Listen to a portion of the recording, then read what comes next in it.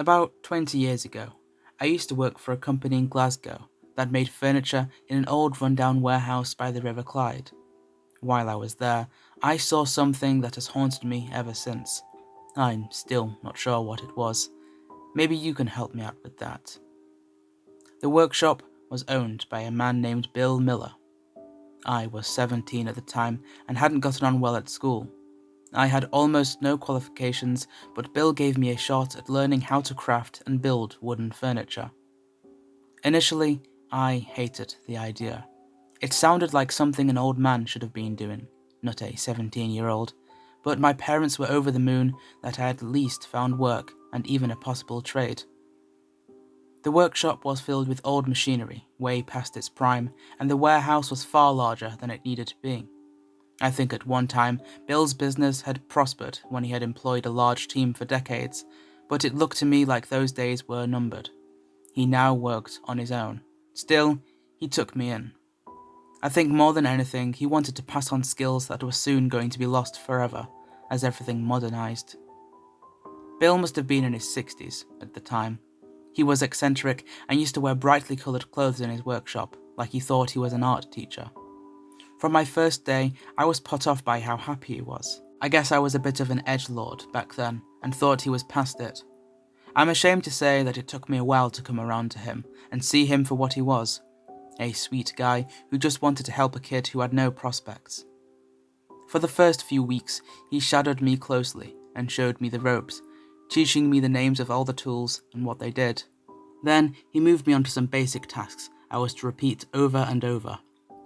He was always saying, "This is how I got my start," or, "In 3 years you won't believe what you'll be able to make." He had a strange view of the world.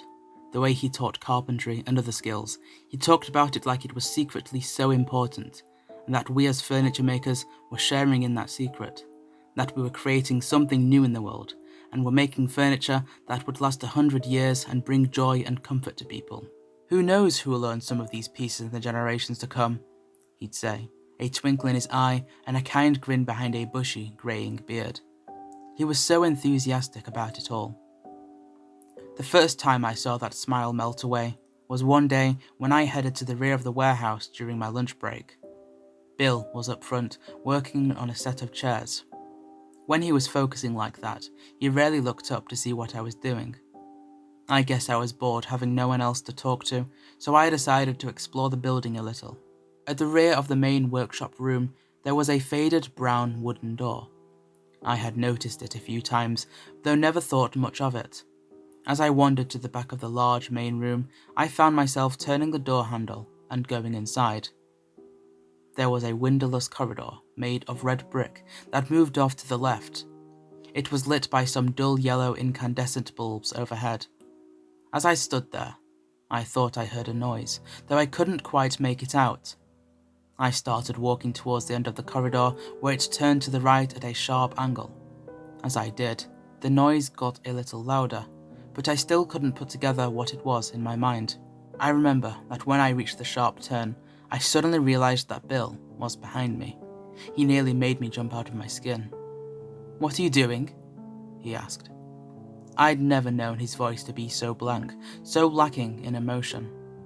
I turned and saw that all the happiness that so easily flowed from the man had gone. He had a stern expression, like one of my old teachers about to chastise me. "I was just looking around," I think I said. Then he told me, "You don't need to be in here. I've got a problem with a leak and some mold in those back rooms. It's not good to breathe that stuff in." I shrugged my shoulders and walked back into the workshop.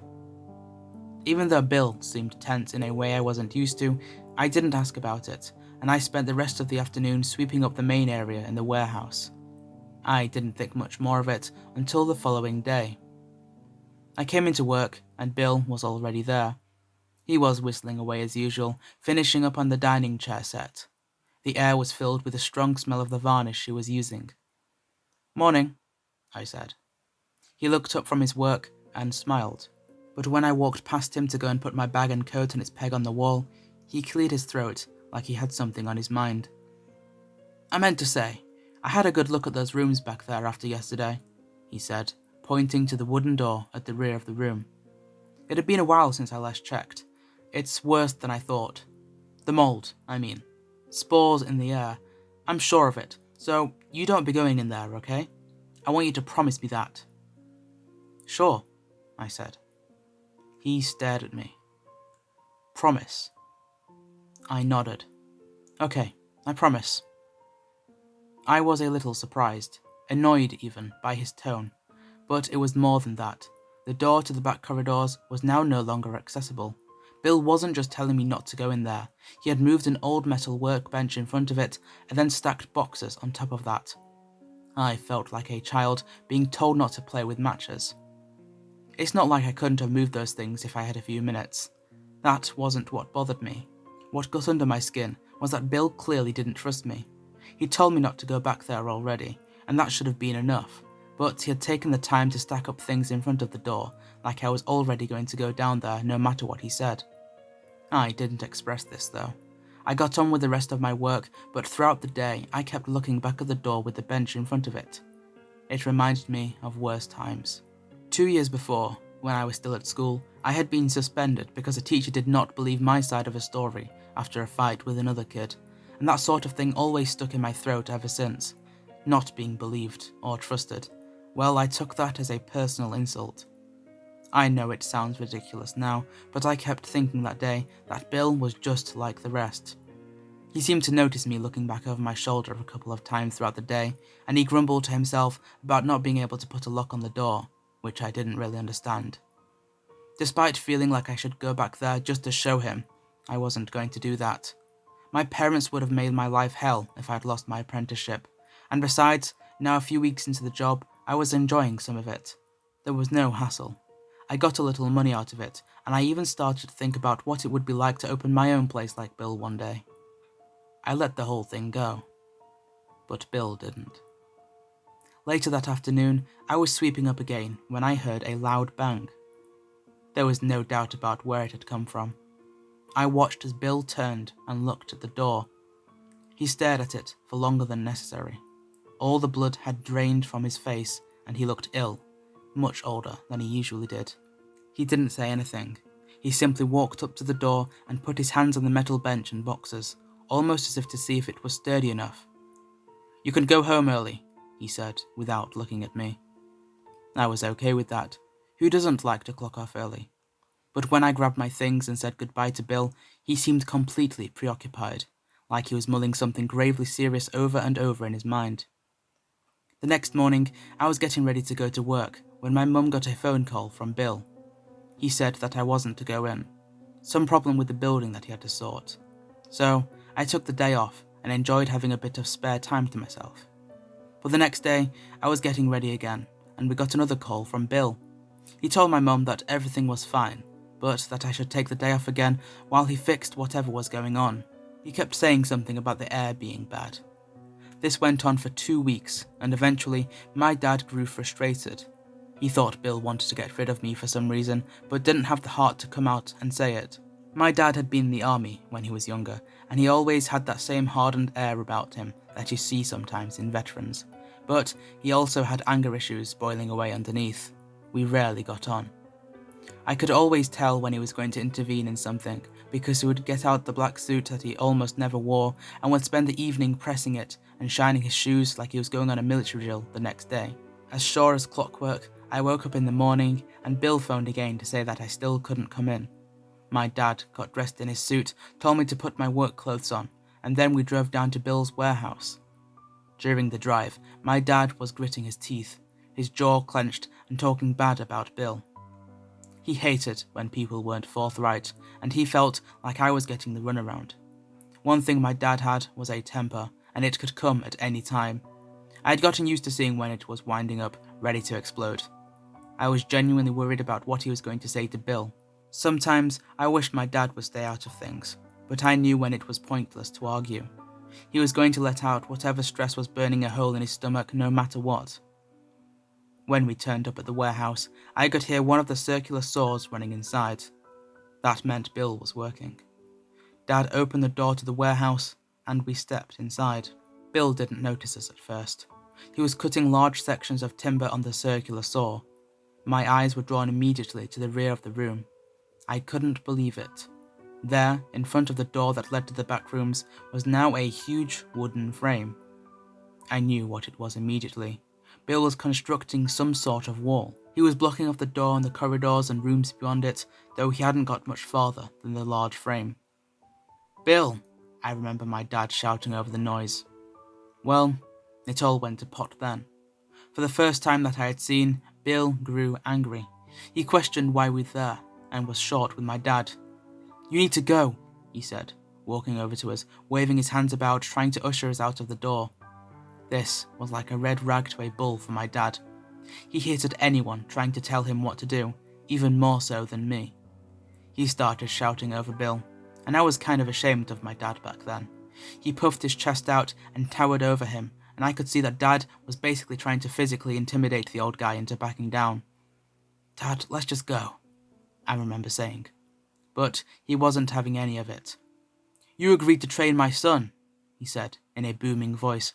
"It's been 2 weeks without work or pay. 2 weeks he could have been out there looking for another job. Now you disrespect him and me by cutting him off without even telling us? Why?" Bill hesitated then. "It's not cutting him off. I never said that. There's bad air in the building. It isn't safe. I can't have him working here until it is." My dad looked around. "I don't see you wearing a mask to protect yourself from this so-called bad air. There's no smell of any mold or anything. What are you doing here?"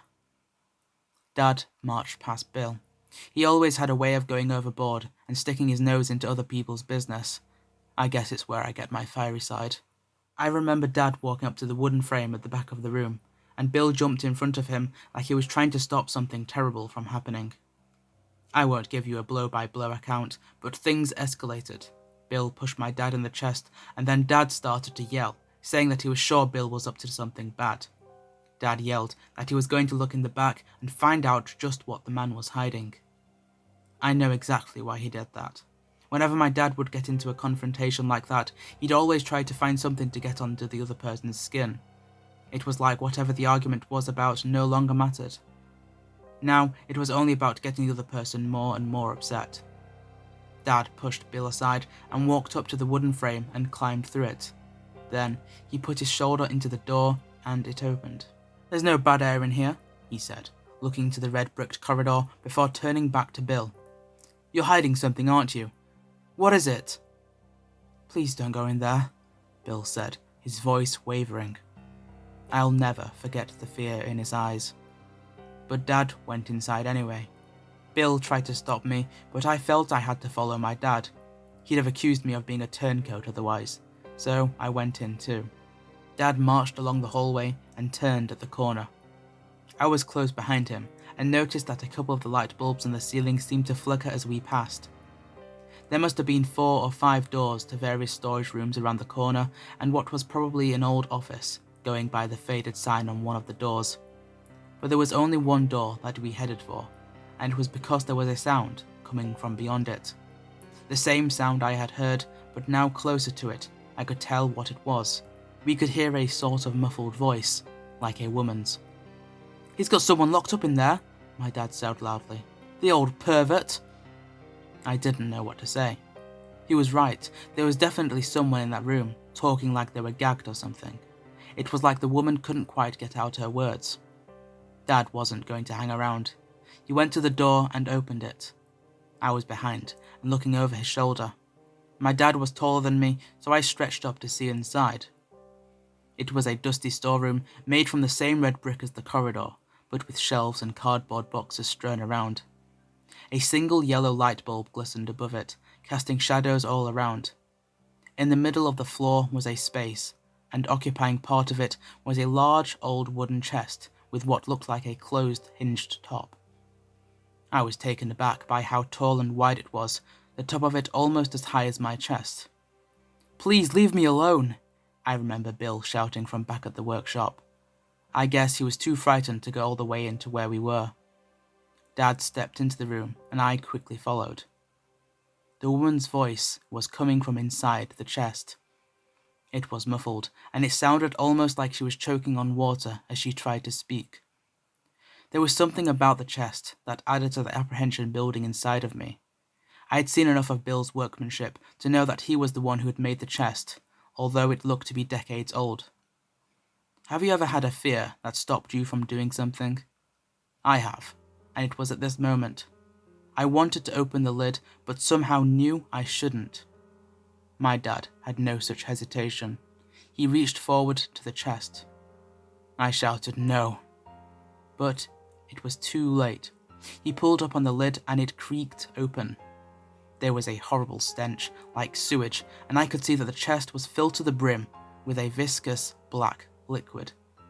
On the surface was a thick film which looked like congealed wax or fat. This bobbed around on the top as the liquid quivered. My dad stopped and stared at the water as if he couldn't quite comprehend what he was looking at.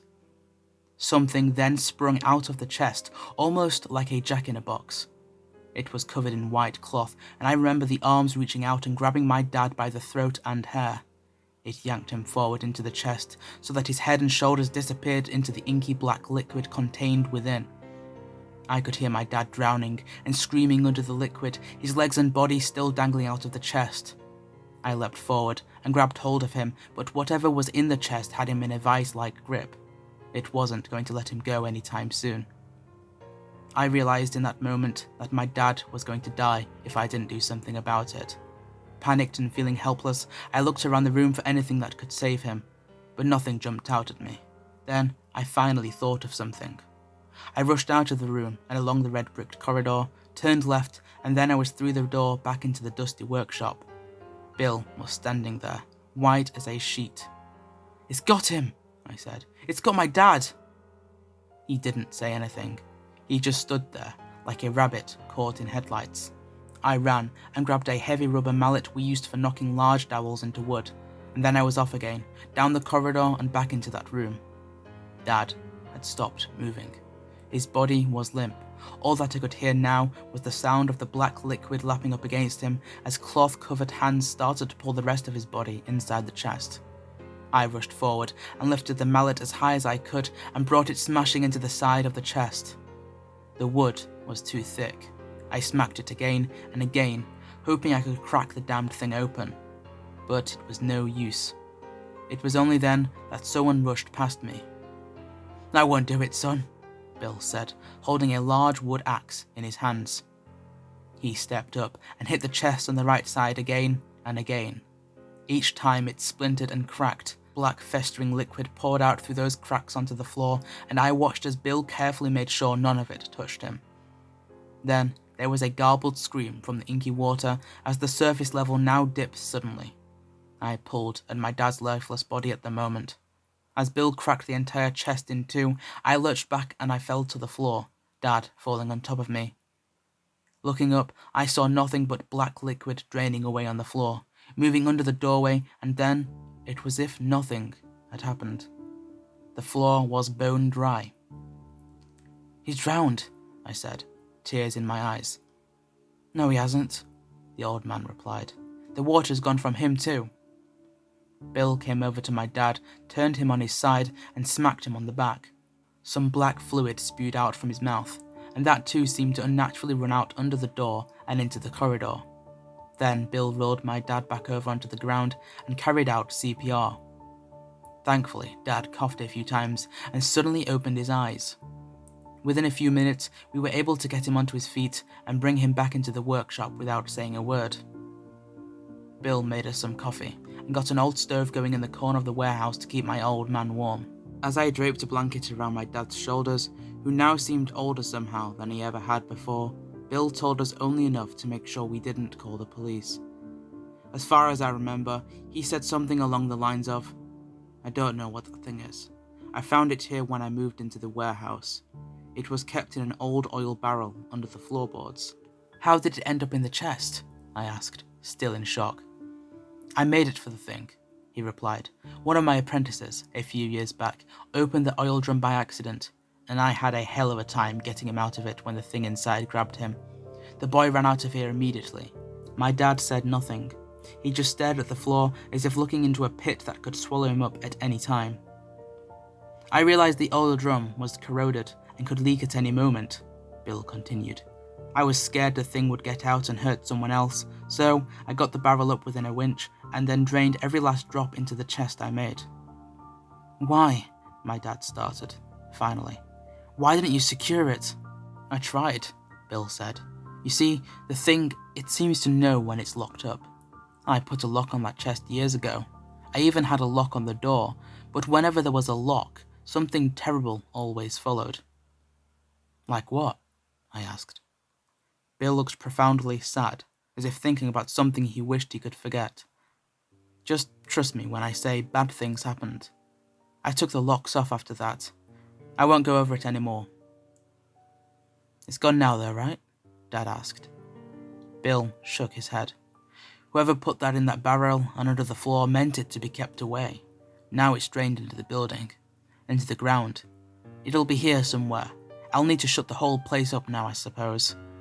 It's been coming for a long time, I suppose. Serves me right for wanting some company around here." He smiled at me. I felt sorry for him. After that, my dad started to get angry. He chewed Bill out for putting me in danger by having me work there. I think that's something I've never really understood. Maybe he wanted the company, as he said, or maybe he was frightened to be alone in that building, but couldn't bring himself to move on and close down after a lifetime of work. There's not much more I can say about it.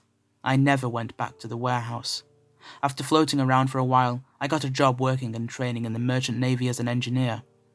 Life's been good for the most part, but I do think about what happened in Bill's old workshop. Quite often, in fact. I'm not sure that I can give you an exact explanation, but I can tell you some things that followed. A few years ago, I started to research the history of the warehouse. I discovered that long before Bill owned it, the building was used as a temporary mortuary during the Spanish flu outbreak, when so many people died in the city that they had problems storing the remains.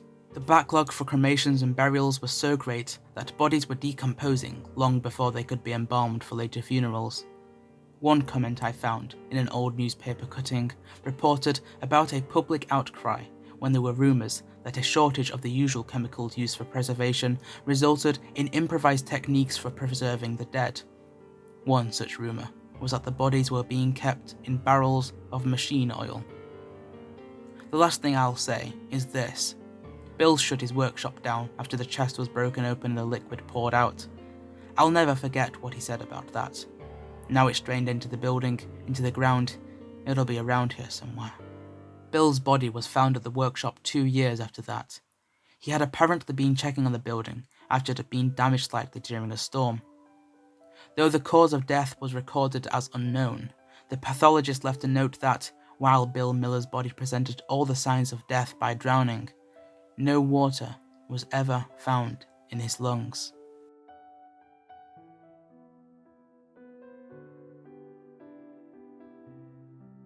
Hello everyone, I hope you all enjoyed tonight's narration. If you did, the author of tonight's tale is Michael Whitehouse, who has his own YouTube channel where he narrates horror documentaries and other fictional tales. I will leave a link to his channel in the description below, along with links to his social media page and his own website. Until the next narration, have a pleasant evening and sweet dreams.